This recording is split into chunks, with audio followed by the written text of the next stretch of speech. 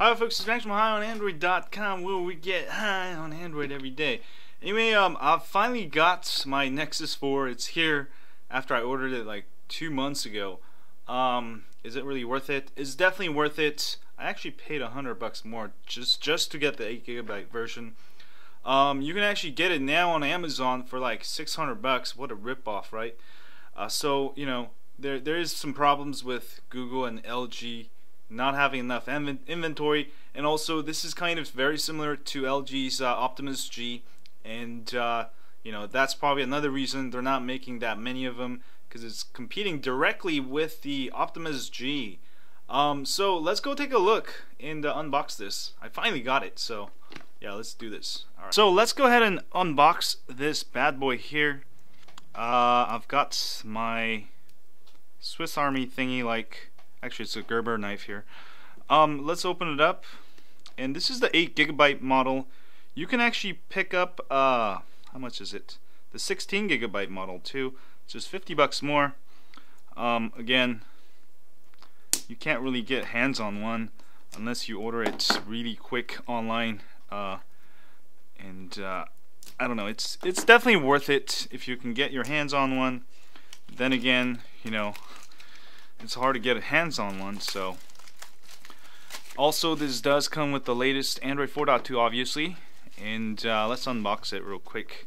We'll skip all this stuff that since you guys probably seen lots of other unboxing, but there you go. Yeah, you can go on eBay or Amazon, various different places. They actually sell them. You can get them. Basically, what happened was an arbitrage. Is that arbitrage? Anyway, basically, a bunch of people bought it and resold it since it's hard to buy. They should have had limits. Anyway, this is the Nexus 4. It comes with the owner's guide, USB here, and let's actually go take a look at the output here. Output is 1.2 amps. So you don't need that much current to power this. There we go. So you can see there, outputs 1.2 amps. You should be able to charge it faster, even faster, with a faster, what is it? Faster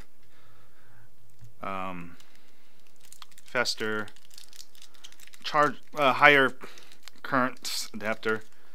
And this is the SIM card tool here, which I'll use to insert my AT&T SIM card. By the way, this phone does, one of the cool things about all the Nexus phones is they support T-Mobile, AT&T. T-Mobile uses 850 megahertz and 1700 megahertz for their 3G HSPA data, and also AT&T uses 1900 megahertz, and also the rest of the world that use GSM network, they use 2100 megahertz. This phone supports all of them. Off top of my head, some of the phones that also support that is all the Nexus phones, all the GSM Nexus S, the Galaxy Nexus, and I don't know how to. There we go. Is that the way? Yeah, there we go. So I've got the SIM card in there. Looks really nice on the back. Let me give you a close-up of what the back does really look like. There we go. There we go. So you can see a bunch of little things. That's kind of cool. And I think is there a stick here? I don't know. Yeah, there's nothing in the back. It looks like it's a sticker, but it's not. Is it a sticker? Oh, it is a sticker. Sorry. There we go. So I took the sticker out. There's the speakers there, and on the bottom you'll find 2 screws. So this phone must be very easy to open. And also a microphone here, micro USB. And also your 3.5mm jack up at the top. Another microphone, I think, there. Camera there. And let's start it up, actually. What am I waiting for? So I'm going to hit the power button. It's coming on. And actually looks pretty darn nice. I like it. Definitely like it. Very nice. Very nice. There we go. And let me grab my Galaxy Nexus real quick, and that way you can see. So I've got my Galaxy Nexus here, and you can see it looks very similar. if you just kind of look at it from with a case, you're not going to be able to actually tell that much difference. It looks nearly identical.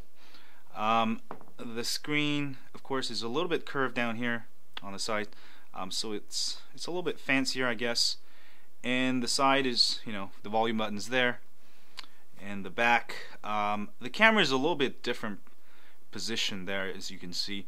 And Samsung versus LG, and LG's actually pretty good. They're doing really well this year, and I think they've improved a lot. And my hope was that, with Google making their phones with LG, they're gonna get better with Android phones, which they will. And this is one of the phones. Obviously, I wish they had more of these so people can actually buy it. But I've got my AT&T chip in there. I've got HSPA plus. This one supports up to HSPA plus 42 megabits per second. And let's actually go look at settings. And I think this is actually got to be updated now. Feels pretty good. It's got Android 4.2. Of course, there's 4.2.1 already, so I'm gonna update it soon. But looks pretty nice. And you know what? I kind of like it. So next, let's go to take a look at the software. Obviously, this ships with Android 4.2. I've got it upgraded. It took me like 10 minutes to upgrade to the latest 4.2.1. One of the things you'll find with Android 4.2 is that you do get these widgets that you can add. I've got my Gmail widget in there, so you can have all those widgets without even unlocking your phone. And that's kind of cool. Other than that, I don't see too much of a difference, other than the photosphere camera, which is obviously really cool. And with the Nexus 4 version, you'll actually get the pretty good photosphere. You'll get the 4 points there. This is made for this phone, so definitely you can play around with it. And we'll take a look at some of the results here. Let me just do a couple more here. I can't get it really. Alright, so the photosphere is really nice, and of course there's no buttons, just like the Galaxy Nexus.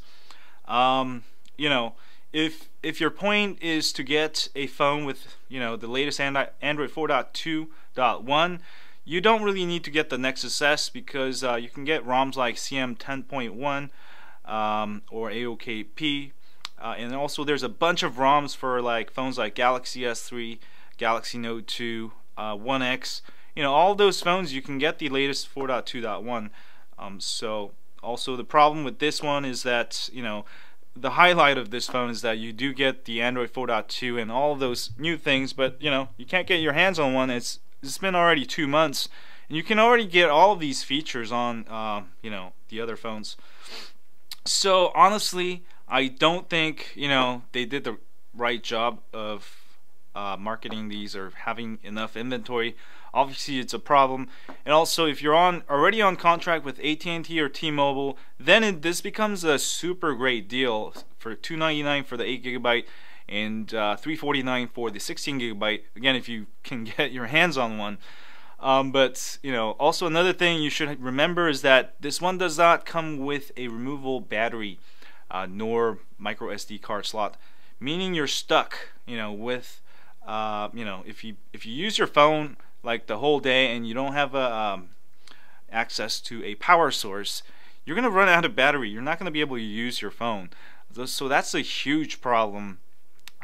With the 2100 milliamp per hour battery this has, you'll get good full day, but if you use it all day long, definitely this is not the phone for you. And also, if you play a lot of games with the 8GB version, let me show you how much storage you actually get. If you go to settings, storage, I didn't install any apps. The only app I installed was Speed Test. And you can see that I only have 5.67 gigabytes, so it's already used up by the system and stuff. So if you get the 8GB version and you play a lot of AC games, some of the AC games are like almost a gigabyte. That means if you download 5 of those, you won't be able to download more apps. But if you don't play HD games, if you don't use apps that use a lot of storage, personally I don't, and I don't play any games, so then this can be a great option if you don't need storage. I did a quick sound test also on this phone with Pandora. The sound is pretty good, pretty loud. Not that much bass, but pretty loud, exceptionally good. And also do note that this phone is made in Korea, which is good. I think Korea makes higher quality phones than if it was made in China. So that's good. And also you're not supporting just underage kids working at Chinese slavery. The keyboard actually feels really good. I'm actually recording at an angle, that's why I'm kind of missing it, but the keyboard feels really nice, and also the vibration feels really nice. One thing I can say about it that's really nice. So how fast is the new Nexus 4? Let's just do a comparison with my Verizon Note 2 here. This one's actually pretty much stock, not overclocked or anything like that. Let me go ahead and close all the apps for both phones. Remove all, no recent apps there. And let me go ahead and run Quadrant for both. And let's check out some of the numbers. This won't tell us exactly everything, but it's not a bad benchmark. So let's do a quick battle out here, and also run Antutu after this. But this will kind of give you an idea of how fast the Note 2 is versus the Nexus 4. Obviously I love my Note 2. It's so fast, and also if you can overclock it to like 1.9 gigahertz, and it's just screaming fast. So obviously you can see the Nexus 4 is a lot slower, and if you're gonna play AC games, definitely Nexus 4 isn't the right phone for you. The Note 2 is, because you can overclock it, removable battery, and also a lot more storage space. With a micro SD card, and you're limited up to only 16 gigabytes for the Nexus 4. So different purposes, I would say, for both of these phones. Let's go look at the results here. I've got 6,000 and 5,000 on my Nexus 4, and 6,000 on the Note 2, and not too bad, not too bad. And let's actually go look at some of the bottom numbers here. You can see that CPU really fast on the Note 2. Memory, actually, the Nexus 4 won. And also 3D is about the same. 2D is about the same. Or 2D is a lot higher. But obviously with the higher CPU, it's gonna perform much faster. But let's go ahead and run Antutu right after, and see what happens. Note 2 is obviously going to win both of these tests. Just tell you that. There we go. And let's see what kind of numbers we get. See if we do get the same, 3D mark. And of course, the tests aren't everything. But if you want to, play the latest games, definitely go with the Note 2. But Nexus 4 is, great deal for $299 for a smartphone. That's just simply unheard of. So Google's really kind of going to the new frontier of selling smartphones, unlocked smartphones, for really cheap, for brand new ones. But I would say the Galaxy Nexus is also still pretty darn fast. I wish they actually upped a little bit more on the Nexus 4. And I'm really waiting for the Nexus 5. I think Nexus 4 was just horrible launch, with the number of Nexus 4s available, which is like none. And how are we supposed to buy it? That's my biggest complaint. It took me 2 months to get hands on one, and I ordered like on day one too. So that's a huge problem, and I think they would have done a lot better if they went with Samsung this year. Maybe go with LG the year after. Alright, here we go. So the Note 2 is actually not that much faster in Antutu benchmark here, but we'll look at the numbers after, just as a reference. Some of you are like crazy about all these benchmarks. I mean, I am kind of. I like getting higher numbers. There we go. Frames per second. Actually, the Nexus 4 seems to be a little bit higher. And also for this one is about the same. The Nexus 4 is a little bit higher. I mean, they both have both the same resolution, so pretty equal, you know. Just depends on the processor speed, I guess. And almost done here. So we'll look at the results. Oh, Nexus 4 is going a lot higher frames per second, near 30, while the Note 2 is going about 15. So this test is a little bit different than the Quadrant, which is more CPU based. And I don't really care about the SD card write speed here. Almost done. And let's look at the final numbers. But they're finishing up pretty much the same. Actually, the Nexus 4 has a lead. So we'll see. Ooh, 17,376 for the Nexus 4. And the Note 2 is just taking forever here. Let's look at the numbers. Probably about the same, maybe a little bit less. 18,311. So you can see the numbers. CPU is obviously higher on the Note 2. The Exynos processor is way faster. RAM 3319. Also, the Note 2 wins. GPU, that's where the Nexus 4 kind of did well. Kind of very similar to the Quadrant results. This is 1.5 gigahertz. This is 1.6 gigahertz. So Antutu, we don't see too much of a difference, but I mean, I still like the Note 2 anyway, just a test, so you can refer to it. But it's a fast enough phone. Nexus 4 is fast enough. It keeps up, let's just say. And here's the photosphere results of that photo I took earlier in the video. It looks nearly similar to all the other phones. Photosphere I've tried on my Galaxy S3 Note 2. Yeah, I don't see anything much better about it, so I don't see it as an advantage. Obviously you do get this Android 4.2 without rooting.